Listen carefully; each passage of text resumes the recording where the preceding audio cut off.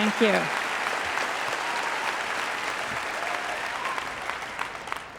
Well, it is a great honor to be here at the Bioneers Conference with all of you. I just flew in from San Antonio, Texas this morning. We were there last night at the Esperanza Center, Giving hope is what that center does, and it's very interesting to see there, on the one hand, Esperanza, bringing together many cultures, a cross-section of society in San Antonio. Also, San Antonio is the home of Clear Channel, the radio network, now also owning TV stations, that has over 1,200 radio stations in this country. It is absolutely critical we have an independent media.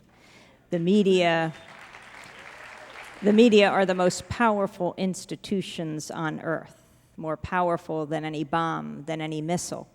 And the Pentagon's deployed the media, and we have to take it back. I'm lucky enough to have my brother, David Goodman, my colleague, and I hesitate to use this term in this day and age, my collaborator. But David and I have written this book, Static: Government Liars, Media Cheerleaders, and the People Who Fight Back. Why the title Static? Because in this high-tech digital age with high-definition television and digital radio, all we get is ever more static. That veil of lies and misrepresentations and half-truths and omissions that obscure reality. Well, what we need is a different kind of static. The media should be giving the dictionary definition of static, and that is criticism, opposition, unwanted interference. We need a media that covers power, not covers for power. We need a media that is the fourth estate, not for the state. And we need a media that covers the movements that create static and make history.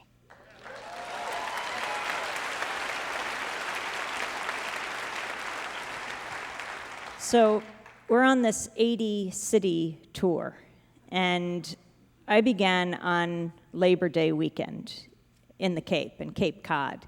The first night we were in Provincetown, and each place we go, we try to celebrate the independent media that is there, do fundraisers to build up independent media, whether it is radio, television. Democracy Now! Started 10 years ago as the only daily election show in public broadcasting. We were broadcasting on Pacifica and other community stations, a couple dozen of them, and that was terrific. Then 5 years later, in 2001, right around September 11th, we expanded to television, and the program has just taken off. We are now broadcasting on over 500 radio and television stations around the country, on Pacifica stations, increasingly on NPR stations, on public access TV stations, and increasingly PBS TV stations. We're on low-power FM and college and community stations. Our headlines are now translated into Spanish, so we are broadcasting on scores of stations throughout Latin America, Europe, and we're also on college and community stations through Canada, Australia, and Europe. And our audio and video podcast at democracynow.org. Time Magazine just called our podcast, together with Tim Russert's Meet the Press, the most popular podcasts here. I don't know how Tim Russert made it up there. But I think it just is a testament to the hunger for independent voices. We're also broadcasting on both TV satellite networks, and I've already seen both of the networks represented here. Dish Network's channel 9415 Free Speech TV, as well as 9410 Link TV, which is also, Link is also on DirecTV channel 375. It is absolutely critical we support this independent media all over the country. And of course, on the internet, that we protect it from being privatized, because that is the great equalizing force so that we can communicate with people all over the world, why net neutrality is absolutely critical to grassroots globalization.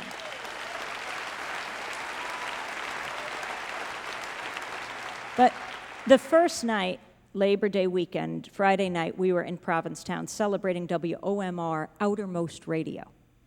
Then we moved on to Nantucket on Saturday, an historic island. It's the place where Frederick Douglass gave one of his first addresses against slavery for abolition. He trembled when he spoke. His body shook because he was speaking from his own experience. He had been enslaved as a child and a teenager. He was born on the eastern shore of Maryland. He had been given to a man, Edward Covey, known as a slave breaker. The other slave owners gave their troublesome slaves to him. Edward Covey's property was known as Mount Misery. Well, he almost broke Frederick Douglass, but Douglass broke away, headed north, and changed the world. That property today, Mount Misery, is owned by Donald Rumsfeld, the Secretary of Defense. It's his vacation home. He bought it in 2003 to be near, just down the road from, his good friend, Vice President Dick Cheney. That's what I was thinking about in Nantucket. The night before in Provincetown, we were speaking at Provincetown High School. So we drove up, it was getting dark, and just as I came to the steps of the school, I saw there was a pickup truck, and in the truck bed was a coffin. There was a couple standing next to it, Carlos and Melita Arredondo, and they quickly told me their story before I went in. Carlos said it was 2 years ago, August 25th, 2004. They had moved to Florida. It was his birthday. And he was home with his mother. Melita was out. And the Marine van pulled up, and he thought, could it be my son Alex coming home to surprise me from Iraq? But no, it was the Marines coming to inform him that his son Alex was dead. He died in the ancient Iraqi city of Najaf at the age of 20 years and 20 days. And Carlos lost his mind. He went into a frenzy. He asked the Marines to leave. They didn't. He begged them to leave. They didn't. He raced into the garage, and he got some cans of gas and a blowtorch. And he asked them to leave again. They didn't. He went to their van, and he started to wreck it. He poured gasoline inside. He was ripping it up. His mother ran out to try to pull him out of the van, and that triggered the blowtorch, and everything blew up. At which point, Melita, his wife, pulled up and found her husband burning on the lawn. And that's how she learned that her stepson, Alex, was dead. Soon after that, their younger son, Brian, 17 years old, called up to wish his dad a happy birthday. And someone picked up the phone, and he heard the commotion, and someone said something about the press being there, and he turned on the television. He'd been in summer vacation in Maine, and that's where he saw his father burning on national television, and that's how he learned that his older brother, Alex, who he loved, emulated, wanted to be like, was dead. No judgment, just one story in a time of war. Carlos then had to heal. He was burned on over a quarter of his body. But the physical healing, that was the easy part. It's the psychic healing, the emotional healing that he is continuing to go through. But a year later, in August of 2005, when Cindy Sheehan went to Crawford, that's when Carlos found his voice. Cindy Sheehan. She gives the speech at the Veterans for Peace Convention in Dallas on August 5th, 2005. And spontaneously, she says she can't enjoy another vacation because her son Casey died in Iraq in Sadr City, Baghdad, in April 4th, 2004, 40404, she says. And so she announced she would head to Crawford the next morning to the presidential estate because she had a question for the president. For what noble cause did my son die? And she said she didn't really know where Crawford was, but she was in Texas. How far could it be? So the next morning, she headed to Crawford with a little caravan of vets, and she took up residence in the ditch outside the presidential estate. We won't call it a ranch, because it isn't. And she just kept demanding an hour of the president's time. Now, the White House press corps was there, not exactly known for its independence, but they follow the president everywhere. And, well, the White House press corps is used to enjoying the access of evil. That's trading truth for access. But beware of even this embedded press corps. When the president is on one of the longest vacations in presidential history, and they are there day after day in the Texas heat, 110-degree day after 110-degree day, and they're not getting much of the access they usually enjoy. But finally, they did get to ask the president this question. It shows the power of the media when they actually ask the question, because they do have this access. And they asked the president, "Why won't you meet with this grieving mother?" And he responded. He said, "I have to get on with my life too." And the Atlanta Journal-Constitution reported that day that President Bush went mountain bike riding for 2 hours, he went fishing, he napped, he took in a Little League lunch, and apparently he did some reading. But he didn't have time. He didn't have time for Cindy Sheehan. And so she just kept at it. Relentless, persistent. And the press corps said to her, "Why haven't you spoken out before? You're so articulate, you're so eloquent." And she said, "I have been speaking out. You just haven't been listening." Now, if you are a regular listener to or watcher of Democracy Now!, how many of you listen or watch? Well, that is fantastic to hear. And also, by the way, a shout out to the 16 different places right now all over the country that are broadcasting the Bioneers Conference. And congratulations to Bioneers reaching out. But if you are a regular viewer or listener, you certainly had heard Cindy Sheehan before. We saw her, for example, when Democracy Now! Headed down to Washington, D.C. for the inauguration of President Bush in January of 2005. Those were cold, nasty days in Washington. I'm talking about the weather. This is an environmental conference. And Cindy was there. She was there along with Celeste Zapala. She lost her son, Sherwood Baker, first Pennsylvania National Guardsman to die since World War II. And together they and some other people founded Gold Star Families for Peace. And they called ahead to the Pentagon. They wanted to meet with Donald Rumsfeld, but he didn't get back to them. The Pentagon didn't respond, so they decided to make a pilgrimage to the Pentagon. They were stopped at the Pentagon parking lot, where they met by an envoy saying the secretary wasn't available, but did they have a message for him, or perhaps invited in to the Pentagon for some hot cider, for some comfort. These are mourning mothers. No, they were met at the Pentagon parking lot by the black-clad Pentagon security, and they were turned back at gunpoint. Well, beware of mothers who have nothing left to lose.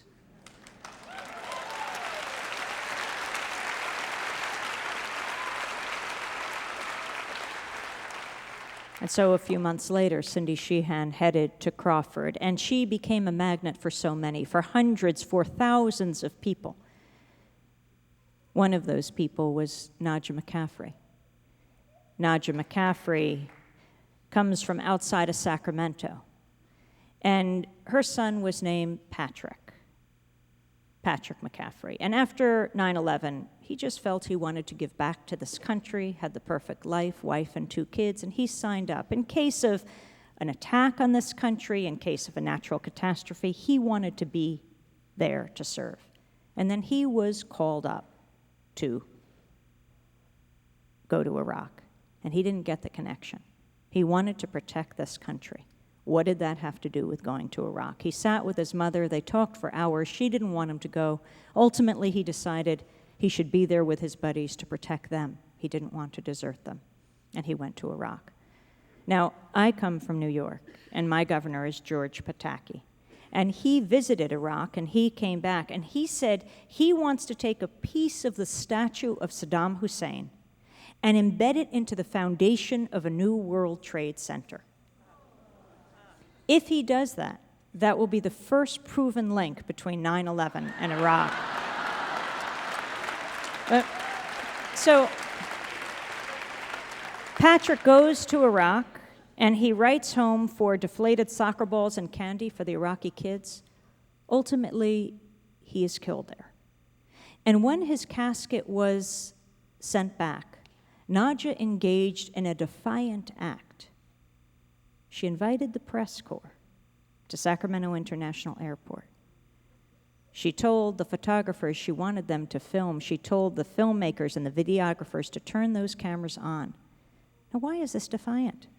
Because President Bush invoked that executive order that says you can't film, videotape, or photograph the flag-draped coffins of soldiers coming home. She said, snap away. Please film. My son didn't go to Iraq in darkness. I don't want him coming home in darkness. That's how she chose to memorialize her son. Nadja is here today. Nadja, would you stand up?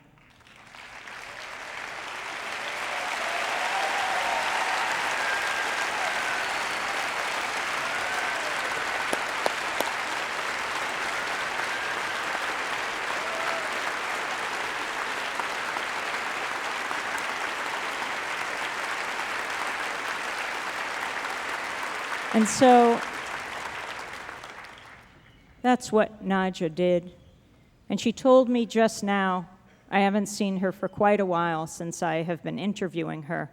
She told me just now that she is trying to set up a farm in North Carolina to help soldiers coming home who have been injured, who are wounded, that they have a place to recover. Nadja, after this, after she invited the press, many months later, she headed to Crawford. And then there was Patricia Roberts in Georgia. She lost her son, Jamal Addison. He was, I think, the first Georgia National Guardsman to die since World War II. And she set up a fund for him because she said she wants African American kids to know that they could go to college without detouring through Iraq.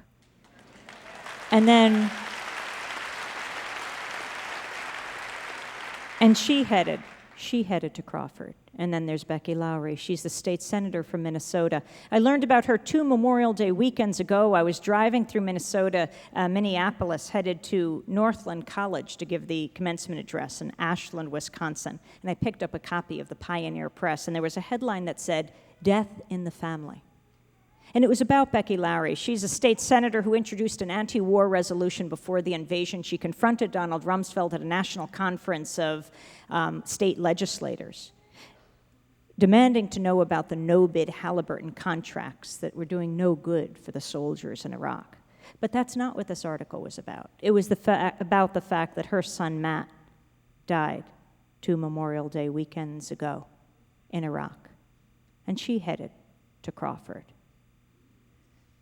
And Becky said, with our children dying, who will be the future leaders of this country?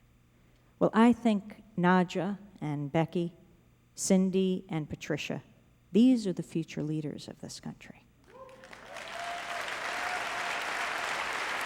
And so, by this process of people coming, the presidential estate, this town, Crawford, will forever be known as Cindy's Crawford. But let me get back to Carlos and Melita Arredondo. After Cindy went to Crawford, Carlos found his voice. He decided to take a coffin around the country, sometimes miniature, sometimes large, full size. He brought it to Waco and Crawford. I learned last night he'd been in San Antonio. He took it across the Capitol Hill, spoke with Congress members. I saw him in Provincetown. It's amazing. Labor Day weekend, last bash, people going back to work and school, and there's this coffin coming down Main Street. It stops everyone. He says, if the war doesn't go on vacation, neither do I. And they showed me these letters. They have loose-leaf notebooks filled with documents, and one of them is, well, Brian, their younger son, is being aggressively recruited to go to Iraq. And the letter says, Dear American. And that's interesting because Carlos is not an American citizen. He comes from Costa Rica where they don't have an army. He wants to be an American citizen, but somehow he hasn't merited it yet. He has applied. It's not as if he hasn't given the greatest sacrifice an American could give, more than his own life, the life of his child. But he hasn't gotten it yet. And the letter starts by saying that you can serve your country in times like Hurricane Katrina. Now that's pretty astounding, given that last year, we're just past the first anniversary of the drowning of an American city. How is it that possible that this happened in the 21st century? And you think about more than 1,500 people in New Orleans died. Would anywhere near that number have perished if the National Guard weren't deployed to Iraq. But let's look at that moment last year. Make no mistake about it, President Bush was fully briefed. Yes, he was at his vacation home in Crawford, but he was video conference briefed. They told him this could be the big one, this could be the one they all fear, this could be the one that wipes out this American city, this could be the greatest natural catastrophe our country has seen. Now, you can never absolutely predict with these ever more powerful hurricanes, global warming, but you can never absolutely predict. But what is leadership? It is preparing for the worst and hoping for the best. What did President Bush do? He left Crawford. Did he go to Washington or Florida or somewhere near New Orleans to be in charge and command and control? No. He came here to California, and he did allow these pictures to be taken. Pictures of him riffing on the guitar of the country music star Mark Wills, whose signature song is Wish You Were Here. Could have been the theme song of the people of New Orleans. And then he flew back to Crawford. And it wasn't only him. In Salt Lake City, I was just there. We were celebrating KRCL radio. And, well, let's look at Dick Cheney. He was in Wyoming, and he didn't leave when the hurricane hit, when the levees broke. And when I was at KRCL celebrating this community radio station, a young man came up to me afterwards. We were signing books. And by the way, I'll be signing in the lobby. We'll be signing static. And just on the point of books, a little lesson in corporate publishing is when books like these make it, it makes room for other books. There are so many people in this country who are hungry for information. The book has hit number 8 on the New York Times political bestseller list. And it hit something like 20 on the overall New York Times nonfiction list. If it hits 15, it's published in the pages of the Times. And why does it matter? Well, unlike Lafayette Books, that's here, an independent bookstore, and we celebrate independent bookstores all over this country, a lot of them just stock the bestsellers, and good people go into those bookstores looking for something different. And so it's very important that every time a book like this makes it, another book will make it. If you buy 2 books, think about the holidays. We have wonderful DVDs out there. We have DVDs of Harry Belafonte on Democracy Now!, DVDs of Pete Seeger on Democracy Now!. And also give them to libraries, these under-resourced national treasures that also need to be supported. But since I have no time, I'm going to speak very quickly.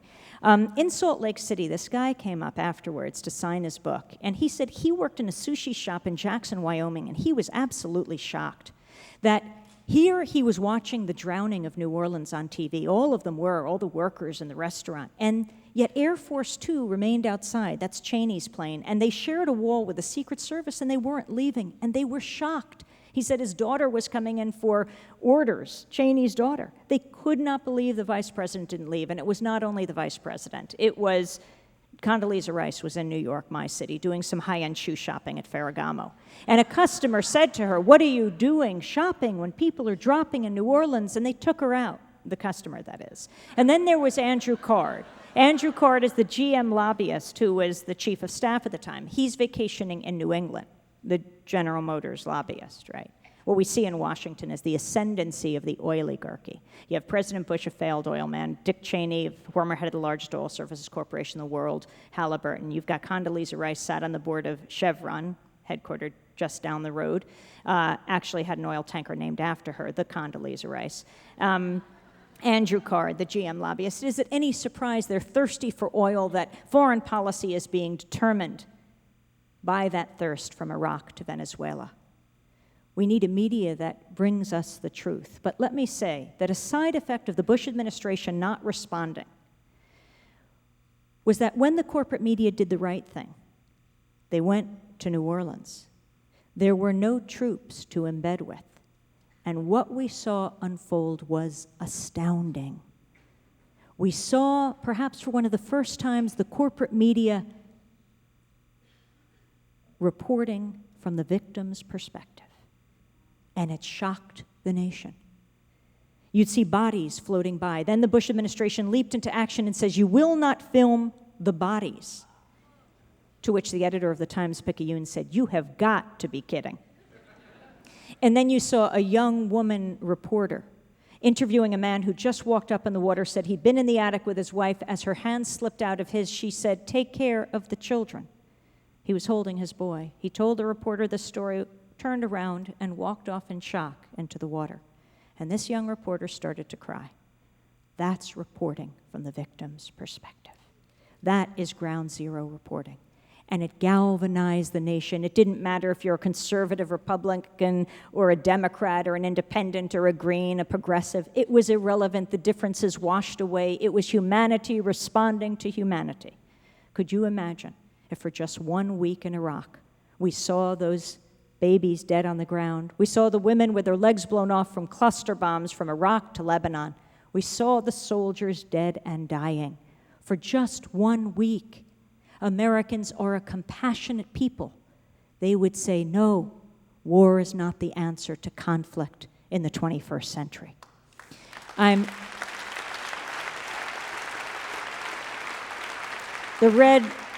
The red light is flashing, and I just have one more quick story to tell. And it's a T-shirt story. It's the story of Raed Jarar, an Iraqi architect, a blogger who now lives in this country. And he was headed on a plane from New York City to San Francisco, here where he lived. It was just a few weeks ago. And he was getting on JetBlue, he thought he was, until he was surrounded by 4 transportation officials, 2 JetBlue employees and 2 TSA. And they told him he couldn't get on the plane if he was going to wear this T-shirt. You know how when you wake up in the morning, you throw something on, you don't remember quite what you're wearing? He said, "What's wrong with my T-shirt?" They said they thought it was threatening. He was wearing a black T-shirt with white letters that said, "We will not be silent." He said, "What's threatening about that?" They said, "It's not the English, it's the Arabic script above it." And he said, "That's just Arabic for 'we will not be silent.'" And they said, "We can't know that, we don't have a translator here." And so he said, "Are you saying Arabic is a terrorist language?" And they said, wearing a T-shirt with Arabic script onto an American plane today is like walking into a bank with a T-shirt that says, "I am a robber." So he argued with them. He said he had his rights. He was a taxpayer, and this violated his rights. But anyway, according to the TSA, we called him. It was the JetBlue employee who went and got him a T-shirt. I don't know if it said New York or I love New York, but he was forced to put it on. And then they take him onto the plane. He had reserved a seat in the front. They put him on before all the other passengers, and they escorted him to the back of the plane. And then they brought all the other passengers on. And that's how he flew to San Francisco. Well, we ran with the story a few days later, and the next day some women came into our studio all wearing this T-shirt. And they were in a rush, and I asked them, "Where are you going?" And they said, "We're headed to the airport."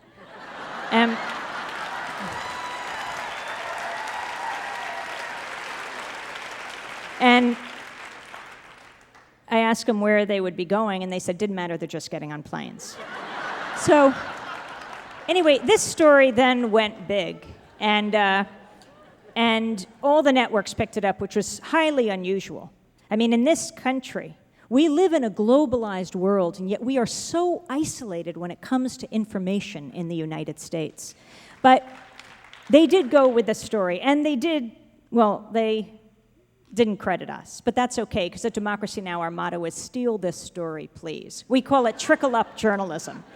So, oh, by the way, I'm starting a column this week. It's being syndicated by King Features, called the same thing as our tour, Breaking the Sound Barrier, and you can ask any newspaper in the country to run the weekly column as we reach into the mainstream, because the mainstream is here in this room, and it's all over this country. Most people in this country are opposed to war, and one of the things I want to say is that we are now also apparently broadcasting in Logan, Utah. Hello, you folks out there, and hello to Sergeant Marshall Thompson, whose father was the mayor of Logan, Utah. Utah, the reddest state in the country. Sergeant Marshall Thompson came back from Iraq, and he's walking with his wife across Utah because he deeply believes what's going on in Iraq is wrong. A big untold story is the level of resistance in the military from the bottom to the top. But let me finish with this story. When these women came back from challenging high-flying profiling. We had one of them on. Her name was Lori Arbeiter, and she was wearing this T-shirt when she came on the show. She'd given Riot the T-shirt. They started on April 20th, on March 20th, on the 3rd anniversary of the invasion, giving out these T-shirts. Can you believe it's 3.5 years since the invasion? We've been in Iraq since the invasion, longer than the U.S. was involved in World War II. So this is their act, Artists Against the War, giving out these T-shirts. And now, since the story went big, there are thousands of people who are ordering these T-shirts at wewillnotbesilent@gmail.com. And they're translating them into many languages: Arabic, Farsi, Hebrew, Spanish, French, and now the original German. Why German? Well, it goes back to World War II and the White Rose Collective, a brother and sister named Hans and Sophie Scholl. They, together with other professors and students in Germany, wanted to do something. They weren't Jewish, they were German Christians. And they thought the best they could do was give out information. And so they started to make a series of pamphlets so that the Germans could never say we didn't know. They did 6 in all. The 4th said at the bottom, "We will not be silent." They were captured. They were arrested by the Nazis, Hans and Sophie and other members of the collective. They were tried, they were found guilty, and they were beheaded. But that philosophy, that motto, should be the Hippocratic oath of the media today. We will not be silent. Democracy now.